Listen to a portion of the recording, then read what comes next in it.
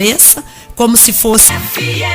Muito bem, agora são 9h57, sexta-feira, rolando também nessa manhã a nossa enquete do dia. O que você acha que deve ser melhorado em seu bairro? O que você acha que deve ser prioridade aí no seu bairro? Segurança, educação ou saúde? Bom, se tiver outro assunto, você pode comentar, viu? Vai lá. A nossa fanpage é Facebook/Darley Noguchi, Facebook/Darley Noguchi, ou participe através do nosso WhatsApp Vivo da Liderança, que é o 99941-9407. Tá bom, galera? Bom, e agora é hora do nosso bate-papo, a nossa entrevista de todas as sextas aqui no nosso programa com a Rosa Psicóloga, que já chegou em nossos estúdios. E hoje nós vamos falar de um assunto muito interessante, que é a síndrome do pânico. Síndrome do pânico. Primeiramente, bom dia para você, Rosa. Tudo jóia? Tudo bem, Rosa? Tudo bem, bom dia, Tudo Darley. bem, bom dia. Melhor agora falando com você nessa manhã, né? Obrigada. Você que acaba de chegar e todas as sextas com um tema diferente. Obrigada. Pois é, Darley, tentando ajudar, né? Eu acho que o nosso objetivo com esse programa é esse. E assim... bom dia, queridos ouvintes da nossa Rádio Liderança, que hoje deve ter muita criança ouvindo, adolescente, porque estão sem aula, não é, Darley? Acompanhando o feriado de ontem. E quando você falou em síndrome do pânico, nós vamos realmente falar desse distúrbio que faz muitas pessoas sofrerem, Darley, e de uma forma muito penosa mesmo, né? A síndrome do pânico, como você falou, é um assunto interessante, um assunto muito necessário para se discutir, e é um assunto que só quem já teve sabe da imensidão do sofrimento que a gente vai se referir a ele hoje, né? Então vamos lá. Bom, então vamos nessa. Estamos à disposição de você. Vamos para o óbvio, né, Rosa? Óbvio. O que é realmente a tão falada síndrome do pânico? Você foi diretamente no ponto, né? No óbvio mesmo. Vamos lá. Pois é, Darley, a síndrome do pânico, ela é um tipo de transtorno de ansiedade no qual acontecem crises inesperadas, de desespero, de medo intenso, que a pessoa não consegue controlar. E que tem como sintoma, o sintoma básico da síndrome do pânico, porque na verdade quando a gente fala síndrome, a gente está se referindo a um conjunto de sinais, a um conjunto de sintomas. E o sintoma básico da síndrome do pânico é um medo exagerado, um medo enorme, sem uma explicação racional. É um medo, ele é indefinido e ele não tem fundamento, já que ele é irracional, ele não tem nenhum fundamento. A pessoa não consegue associá-lo a nenhuma causa específica. Fora da crise, a pessoa acha até muito ridículo ela sentir esse medo, mas ela não consegue controlá-lo quando ele vem. E de repente, o que acontece com a síndrome do pânico, ela vem assim no impulso. De repente a pessoa sente um mal-estar estranho, acaba de perder a razão, como se fosse perder a consciência. E às vezes, também na síndrome, no momento da crise, a pessoa tem a sensação de que ela está fora da realidade. Ou então ela tem um pressentimento, antes de acontecer a crise, de que algo muito grave está para acontecer. Esses são sinais de que a pessoa fala assim, opa, a crise está vindo. Eu estou tendo novamente aquele sentimento, aquela crise, aquele conjunto de sinais que me deixam desorientado. A pessoa, nesse momento, ela sente também, Darley, a necessidade de que alguém venha dar segurança para ela. Geralmente, essa pessoa que a pessoa sente necessidade de estar do lado dela é um parente próximo e que pode dar à pessoa aquela sensação de seguinte, eu estou seguro. Sim. E, enfim, são várias características que a gente poderia falar aqui sobre a síndrome do pânico, Darley. É um conjunto muito grande de sinais. Então quer dizer que tem mais características? Tem muitas, Darley. Ixi, você precisa ver. São tantas que parece até impossível, assim, que a pessoa ela sinta tanta coisa junto, tanta coisa no momento só.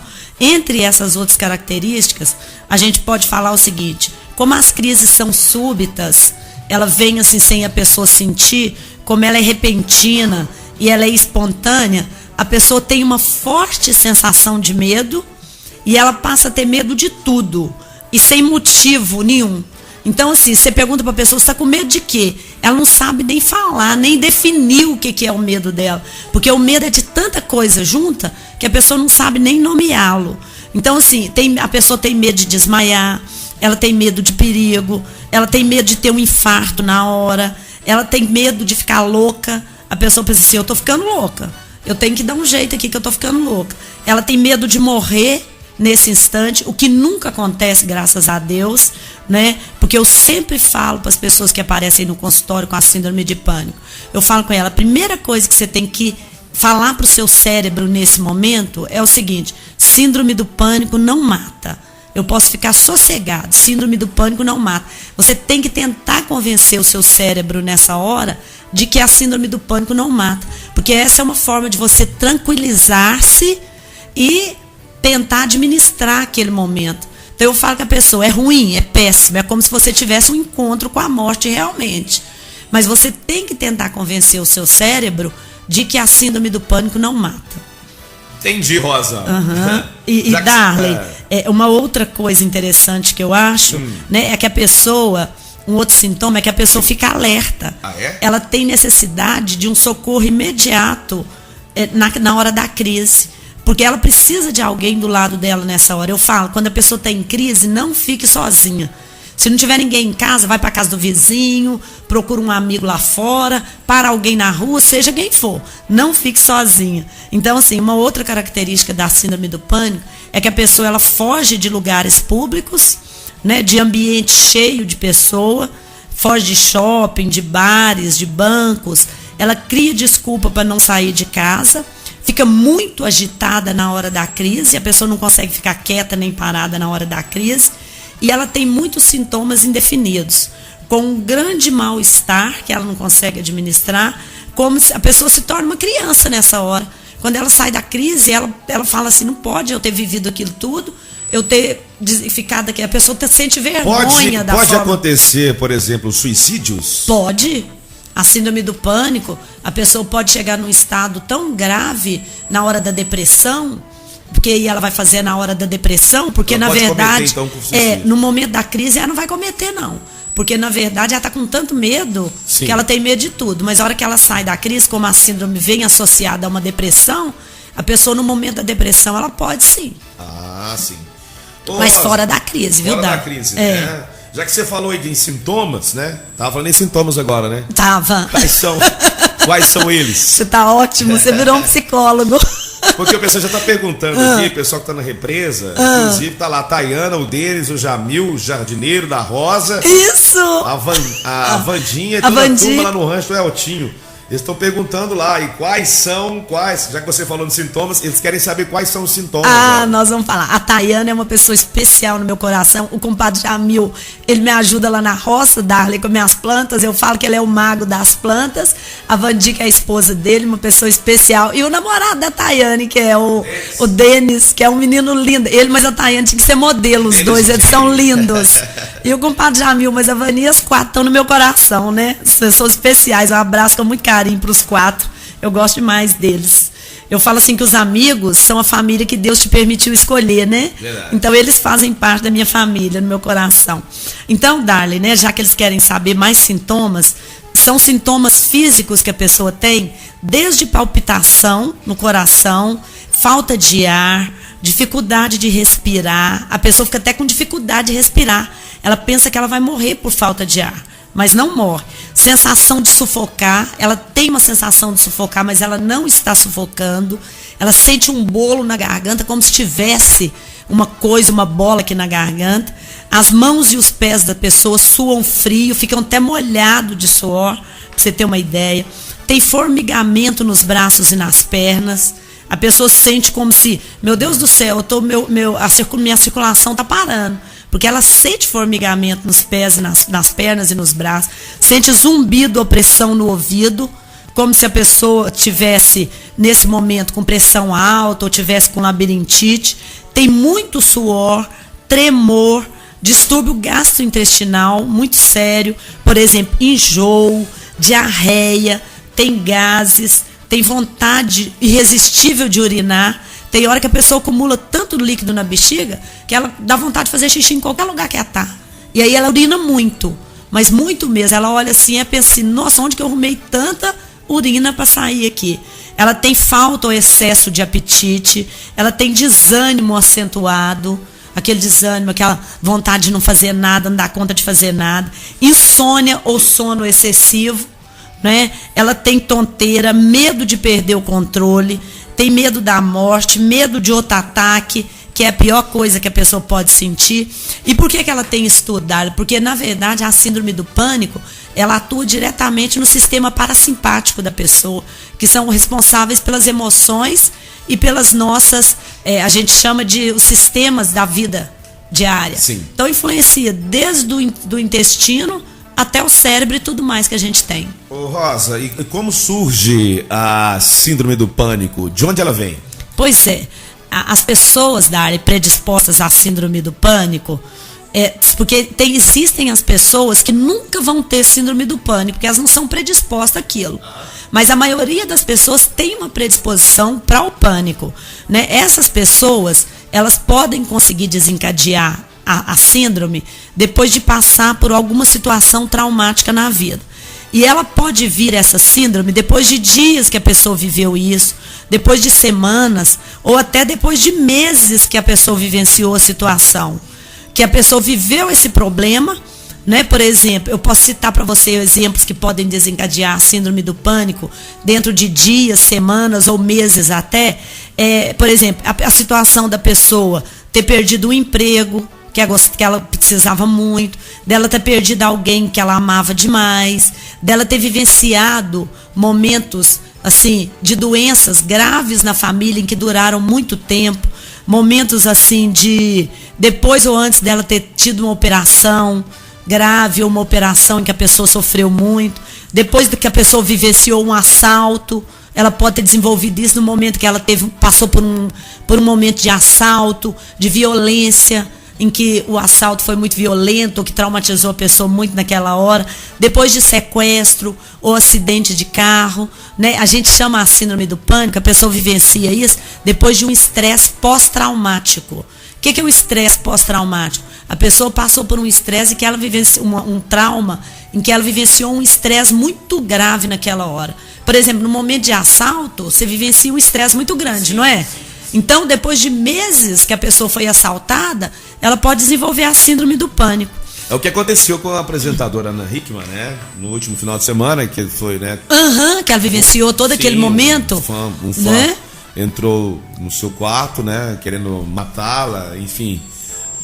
Lógico que a gente não estou dizendo que ela vai desenvolver a síndrome do pânico, mas ela pode. É uma situação, né? É uma situação que pode desenvolver uma síndrome do pânico nela. Por quê? Porque ela viveu um estresse pós-traumático. Ela pode vivenciar esse estresse pós-traumático agora, e depois de dias, meses ou até semanas, ela vira a desenvolver a síndrome do pânico, ou qualquer uma daquelas pessoas que estavam naquele quarto com ela, né? Então, assim, na realidade, as causas exatas do distúrbio da síndrome do pânico, no momento, são desconhecidas ainda. Por que o cérebro desenvolve a síndrome depois, às vezes, até de meses da coisa?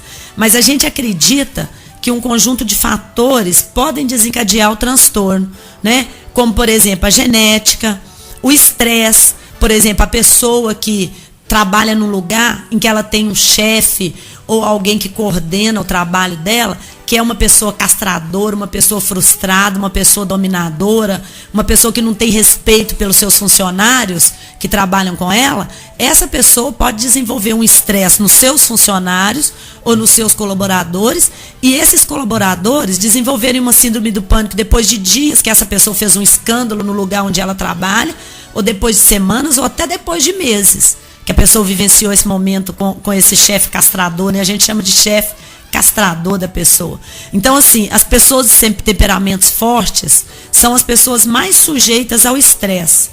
E as mudanças também em como o cérebro funciona e reage a certas situações também pode desenvolver a síndrome do pânico.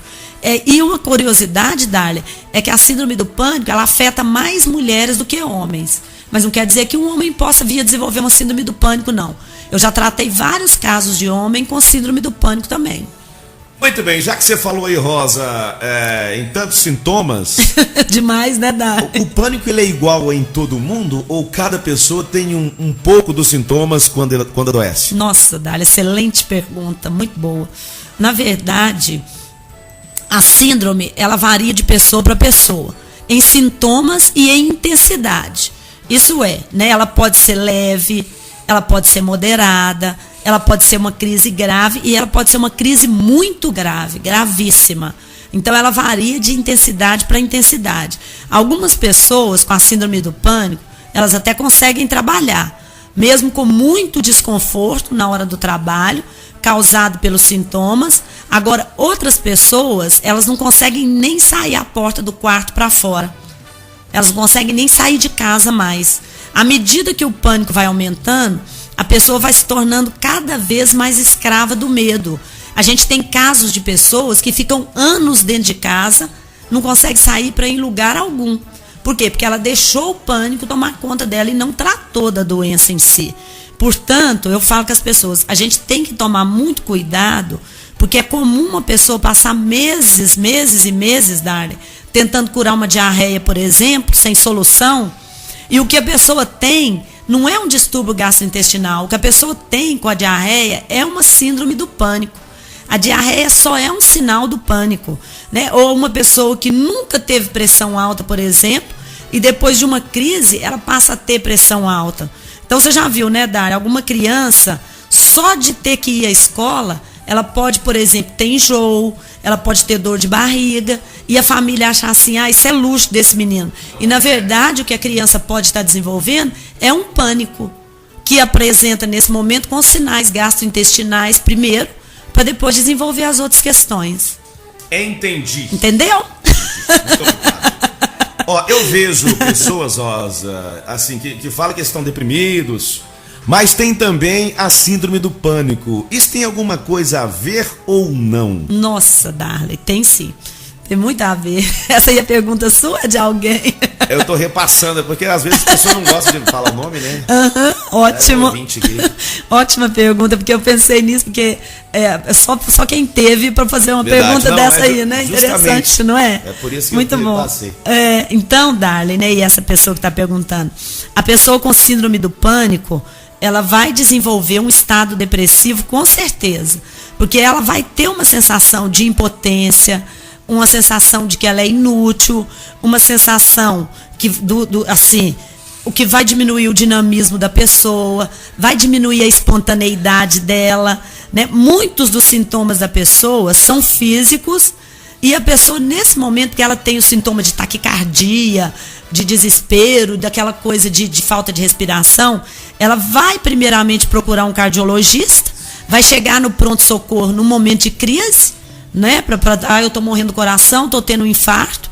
Depois disso, ela vai tentar procurar um neurologista, um gastroenterologista, para ver, né, se aqueles distúrbios são da questão do estômago, se ela tem, realmente é um distúrbio mental, ela acha que está ficando louca e vai no psiquiatra. Mas, geralmente, ela tinha que procurar, eu falo que a pessoa, ela tinha que procurar no primeiro momento, é um psiquiatra. Tanto é que o Serviço Público de Saúde, os pronto-socorro, eles encaminham a pessoa para uma psiquiatria, porque a pessoa, nesse momento, ela vai fazer exame de tudo que existe, vai fazer todos os exames de coração, não vai encontrar nada, já que o pânico, ele não é detectável por nenhum exame de laboratório. Nenhum exame desse, ele é detectável, né? E tem mais, Darley. Primeiro, a pessoa em crise, ela procura o cardiologista, igual eu falei com você, porque ela tem tanto medo da taquicardia, da falta de ar, da dor no peito, ela sente dor no peito realmente como se ela estivesse tendo um infarto, né? Quem sente sabe disso. E as dormências dela, pensa assim, tô tendo um ataque, tô tendo um AVC, por exemplo. Então, os últimos médicos a serem procurados, no caso da síndrome do pânico, geralmente é o psiquiatra. Porque os sintomas todos estão voltados para a questão do mal-estar cardiológico, mal-estar neurológico e tudo. Hoje, Darley, uma comprovação que existe depois de várias pesquisas, a gente já sabe que 10% dos atendimentos cardiológicos, eles são, na verdade, por causa de uma crise de síndrome do pânico. 10% são, sabia? 10%? Uhum. E quem tem pânico, muitas vezes, ele sofre duas vezes. Ele sofre por causa do sofrimento físico, por causa das reações do organismo todo, e ele sofre porque, na maioria das vezes, ele não é compreendido pelas pessoas da família, ele não é compreendido pelas pessoas do seu trabalho, ele não é compreendido por amigos, porque é muito comum o doente ouvir das pessoas assim: reaja, isso é frescura sua, para de chilique, para de dar vexame, porque a quem está do lado não sabe o sofrimento, a intensidade do sofrimento de quem tem as crises. Então ele sofre duas vezes, sofre por ser julgado pelo outro como fraco e sofre pelo sofrimento intenso que ele está vivendo naquele momento. Entendi. Ô Rosa, e o tratamento, como ele é feito? Pois é, Darley, né? Quanto ao tratamento, eu falo com as pessoas que o prognóstico da doença, ela é muito boa, o prognóstico. Todo mundo se cura de uma síndrome do pânico. Graças a Deus, é um dos, assim, acabou, realmente, né? Porque a síndrome do pânico, ela tem cura.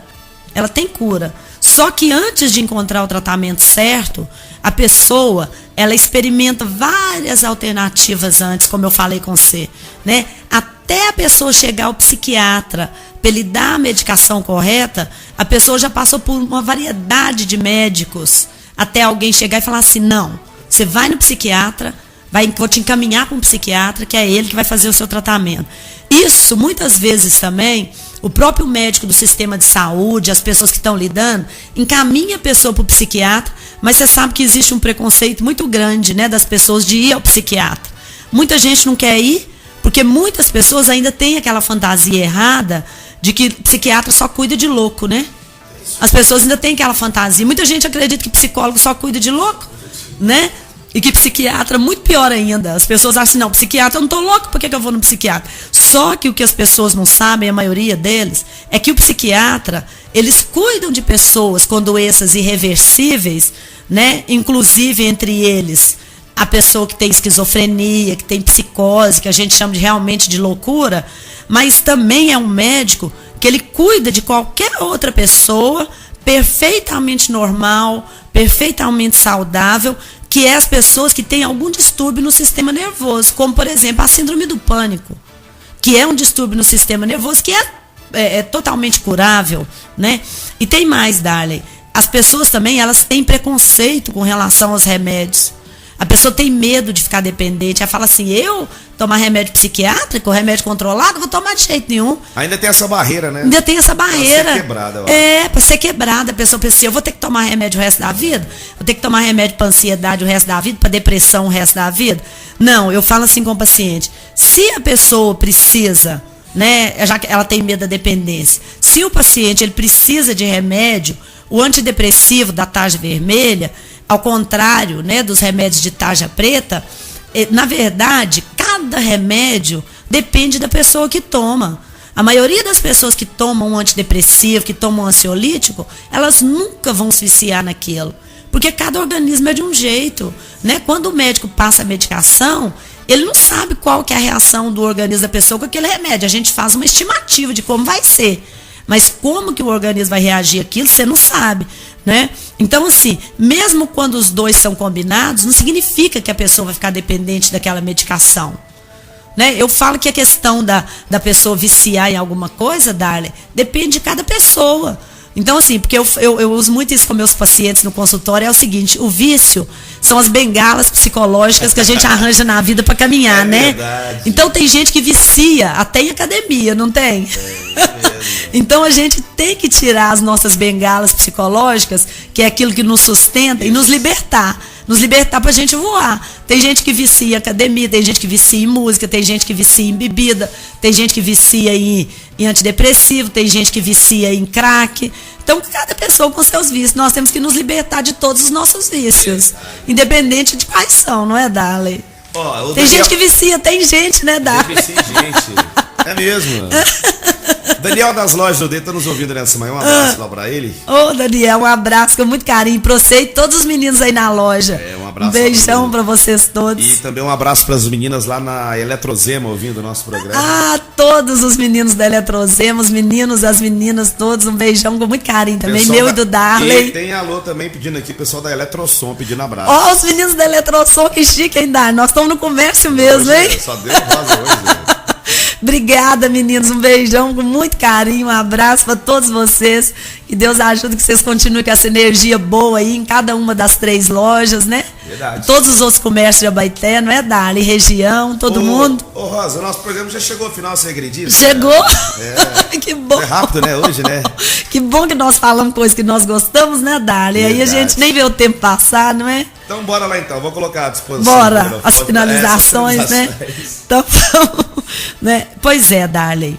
E todos que estão nos ouvindo, nas lojas que citaram aí, as pessoas da região, né? Todas as cidades que nos ouvem, Morada, Pompéu, Quartel, Biquinha, Cedro, Abaeté, todo Pompéu, Pará de Minas, Pitangui, Belo Horizonte, o mundo inteiro que está nos ouvindo agora, que pode nos ouvir pela internet, né, Darley? Todo esse mundão. O seguinte, diagnosticar a síndrome do pânico não é uma coisa difícil. A questão da gente, depois de diagnosticar a síndrome do pânico, é acertar a medicação. Por isso, quanto antes a pessoa começar e despertar para que aquilo é uma doença que ela está sentindo, mais rápido ela vai se curar. Mais rápido ela vai ficar livre desse sofrimento, que só quem vivenciou sabe como é um sofrimento intenso. O sofrimento da síndrome do pânico. Então, se a pessoa não tem sucesso com um remédio, eu falo com ele sempre no consultório, não desanima não, vamos mudar, muda para outro, tenta outra dosagem, continue buscando outras medicações e tudo. E a terapia, Darley, com um psicólogo competente, um psicólogo que vai te ajudar realmente, é muito necessária nesse momento.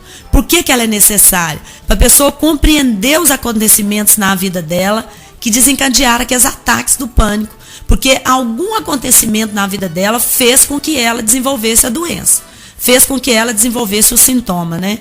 E eu falo assim com as pessoas, tenha certeza, síndrome do pânico não mata. Na hora do desespero, na hora que você tiver, na hora da crise, você pode ficar tranquilo com 2 coisas, você tem que se convencer o seu cérebro de 2 coisas. Primeiro, eu não vou morrer. Segundo, eu não vou ficar louco. A síndrome do pânico não deixa ninguém louco e não mata ninguém. A pessoa tem que convencer o cérebro dela disso. Aí fica muito mais fácil vivenciar a crise naquele momento. Eu acho que nessa hora o melhor remédio é esse. Autocontrole, que é muito difícil nessa hora, é quase que impossível. Você tem que falar pro seu cérebro assim, de milésimo de segundo e milésimo de segundo. Síndrome do pânico não mata, síndrome do pânico, ninguém fica louco de síndrome do pânico. Você vai falando igual papagaio. É um jeito de você desviar a atenção com a sua fala. Pode mandar os abraços? Pode ficar à vontade, vai. Os abraços vão para o Jefferson, meu sobrinho, que fez aniversário sexta-feira passada. Para minha prima Rosângela e o marido delas é Orlando, que são meus afilhados de casamento, lá no bairro São João. Para a Aninha, o Zé Carlos e o Luiz Otávio, que é o anjinho filho deles, que eu gosto muito, lá no Frigoneto. O senhor Otacílio do Tibúrcio, o senhor Zé Felipe lá no Santa Maria, o Dinho, o Tonho, meu primo, o Tonhão e a esposa dele, a Maria, a Bruna, filha do Bruno, o Haroldinho e a equipe dele. Todas essas pessoas que eu falei, eu encontrei sábado lá na Santa Maria, no desfile de carro de boi, Darley. Um abraço pra essa galera aí. Na procissão de Nossa Senhora do Perpétuo Socorro, né? Lá na Santa Maria, eles receberam a gente muito bem lá, fiquei muito feliz, um lugar muito bonito, que meu pai tinha granja lá quando eu era criança, Darley, lá na Santa Maria, eu vivia lá, fiz muita bagunça lá naquela região, lá correndo no meio daquelas águas lá. A Neia, a Valdineia, o Rogério na Fazenda, Val das Flores, a Alessandra Lemos, a Geralda, o Afonso, que tem apelido de Zacarias, e o doutor Enio Talma, um excelente médico, todos de Pará de Minas. O doutor Enio é um médico excelente de Pará de Minas. Eles estiveram lá na minha casa, eu tive a honra de recebê-los ontem lá na minha casa, na roça. Doutor Enio, um beijão pro senhor, pra Geralda, a Alessandra e o Zacarias, né, todos lá em Pará de Minas. Para o tio Luiz, a tia Anice, tia Haroldo Nery, na Fazenda Marmelada, tio Ascânio, tia Hilda Neres, todos esses são tios do meu cunhado Guilherme, o Guilherme Nery, casado com a minha irmã Poliana, lá na Casa da Pizza, né? Tá lá. Eles fazem pizza no final de semana. Para os padrinhos do Guilherme, que são o Soideu do Esmeraldino, uma pessoa que eu admiro demais, a Dom Maria Nery, lá na Fazenda Jacarandá, pessoas especiais. Ele manda também um abraço para você, Darley, o Gui. Um abraço viu? para ele, obrigado. Ficou especial e não perde nenhum programa nosso.